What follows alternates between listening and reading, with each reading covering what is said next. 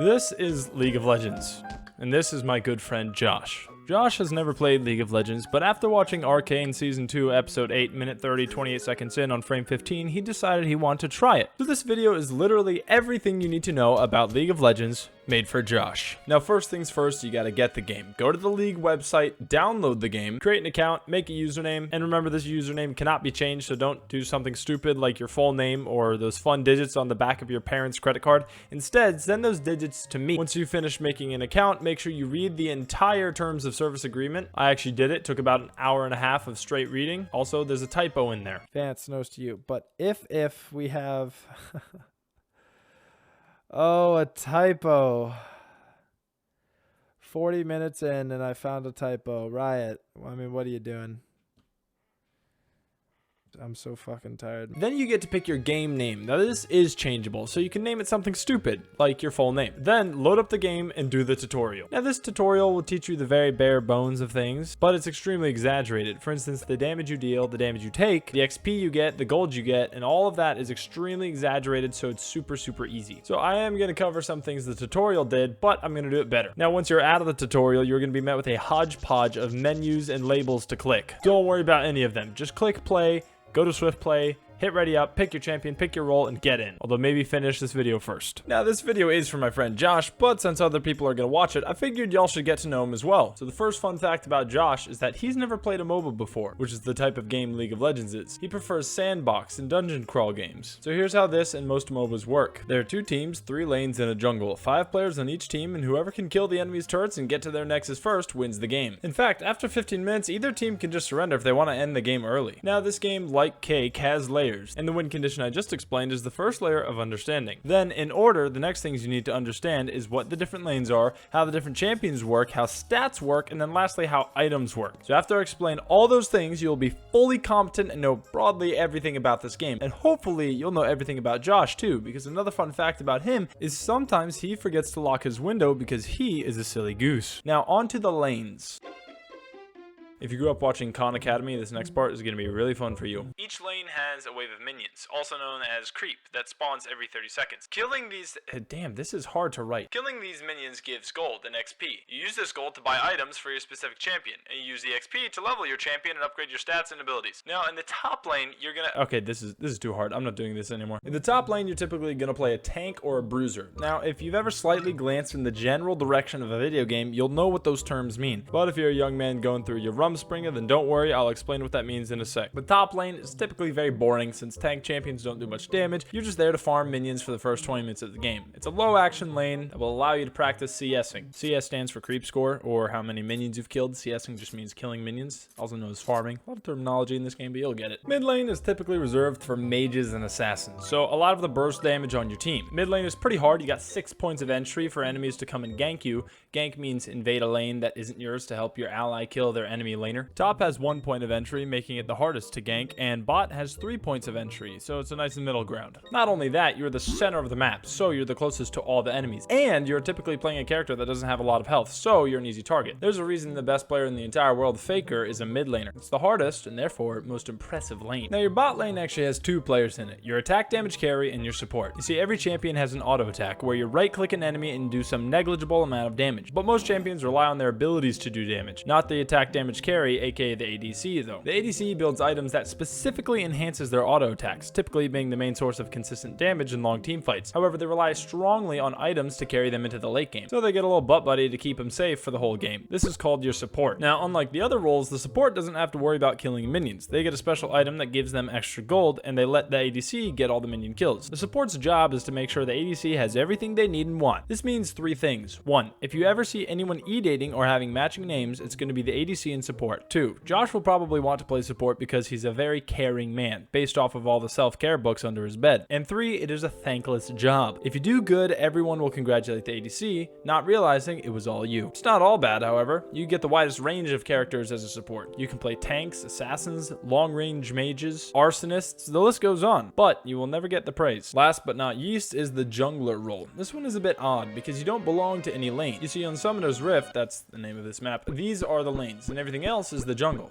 In the jungle, the mighty jungle, the monsters sleep tonight. There are designated spawn points for each monster, and it is the jungler's job and main source of income to kill these monsters and then gank. Remember that? We learned that a few lessons ago. There's going to be a test at the end of this, so be prepared. And then gank his allied lanes. Typically what the junglers are looking for in a gank is a lane that is pushed into the allied turret, so the enemy has to run really far to get to safety. So you have plenty of time to kill them. And that's it. That's how all the roles work. Now you'll come to learn that players don't always play the roles how they're supposed to. Like sometimes the ADC will play a mage, or the jungler will be allergic to ganking, just like how Josh is allergic to powderized chloroform. Another fun fact. Fortunately, you can experiment with what kind of champions you put where, but for that you gotta know what they do.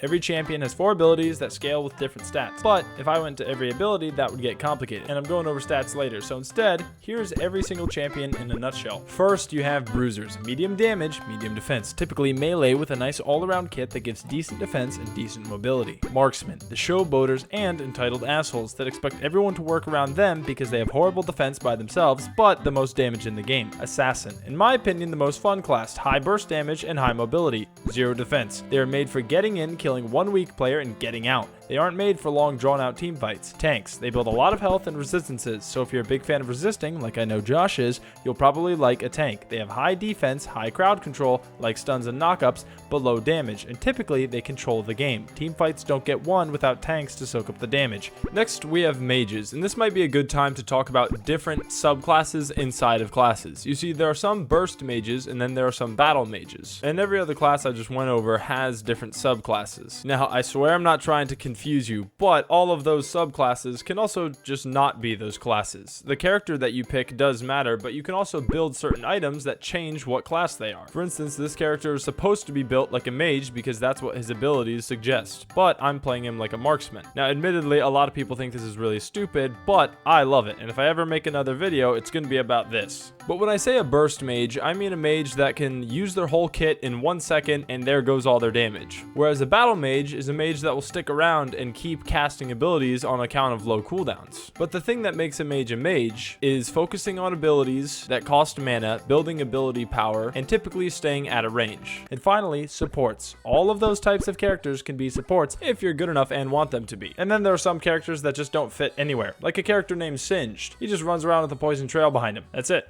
That's all he does. There's a lot of champions in this game and they're all pretty different. It takes time to learn, but if you want to know which one to play, just go to the collections tab, go to champions, click one you think looks cool, and click abilities and read what they do. And if you're in game and don't know the enemy champion, mouse over their name in the scoreboard, find their champion name, and look it up on the league wiki. It'll be a lot at first, but you'll get it down. Now when you get in the game, you'll click this little button and all these numbers will show up. These are your stats. Here's what they all do, going left to right, starting from the top, we got attack damage. This is how much damage your auto attack does when you right click an enemy. Also, if you mouse over an ability, you can see what stat it builds with. For example, this ability does more damage when you build attack damage and AP, but even though it builds with AD, it only does magic damage, as it says right here, and it's in blue lettering. There's a bunch of different abilities in this game, and some of them scale with other stats, like armor and health. So if you want to learn your character, read the abilities and then read what they scale with, and then that'll tell you what items to build. Also, there's no benefit between magic damage and physical damage. The only difference is what they're negated by. There's a third type of damage called true damage, and it just ignores all damage reduction. It's super good, but very few characters have it. Next is ability power, or AP.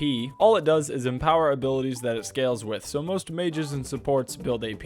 Alright, armor and magic resist. Building them reduces the damage you take from the respective type of damage. Armor reduces physical attack damage, magic resist reduces magical damage. I'm hoping I didn't have to spell that out as clearly as I did, but I'm trying to make sure even if you are a complete idiot, this video will still cover everything you need to know. Armor and magic resist do have diminishing returns though. You can't get to 100% reduced damage. For instance, if you have 100 armor, you can get 50% damage reduction, but if you have 300 armor, you get 75% damage reduction. Attack speed next, just how fast you attack. The number says how many attacks will go out in 1 second. It's capped at 3. Ability haste reduces the cooldown, or how often you can cast abilities. Also has diminishing returns of the same value as armor and magic resist. Crit chance, it's just the chance that your auto attacks will crit and do a lot of extra damage. Move speed, it's just how fast you move. The number is how many units you move, and if I'm being honest, I've been playing this game for 10 years and I still don't know what the units are. Now I kind of lied to you, but only only because I care about you, just like I care about Josh, and that's why I'm making this video for him. There's another page of stats, but they're really simple. I'll make them really quick. If you hold down C, you can see all of them. Going in the same order, the top left is your health and mana regen. You can figure that one out yourself. Next, we got heal and shield power, and this just increases your heals and shields by a percentage. Next is armor and magic resist penetration. How much you penetrate / ignore armor and magic resist with your attacks and abilities. The left number is by a flat amount, and the right number is by a percentage. The flat amount gets calculated first. Then lifesteal. This stat makes your auto attacks heal you for a percentage of the damage you deal. Omnivamp, it's just the same thing, but for all the damage you deal, not just auto attacks. Then attack range, just how far you can attack.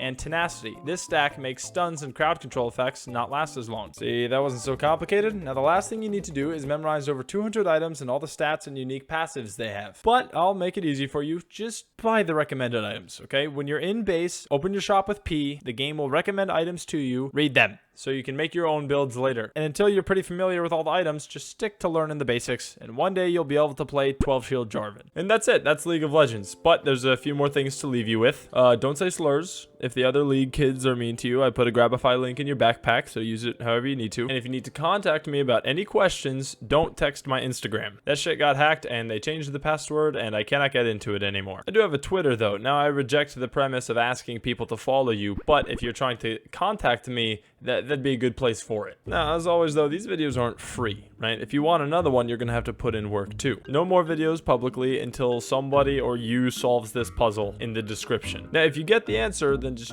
put it in the Discord, or if you need a hint or some help, go to the Discord. But assuming no one can figure it out, this was a great last video. I hope you enjoyed the game. I'll see you never again. Okay, Gwinzus or... Sorry. One more time. Yeah, go again. What? Quinces? Gwinsus. There you go. Winnesus? Yeah, he added a few extra there. Okay, so apparently Josh has some friends that knew he was missing, so I'll have to see you guys at a different place. But next time I see you, I'll see you soon. Okay, next time you see me, I'll be in a different home.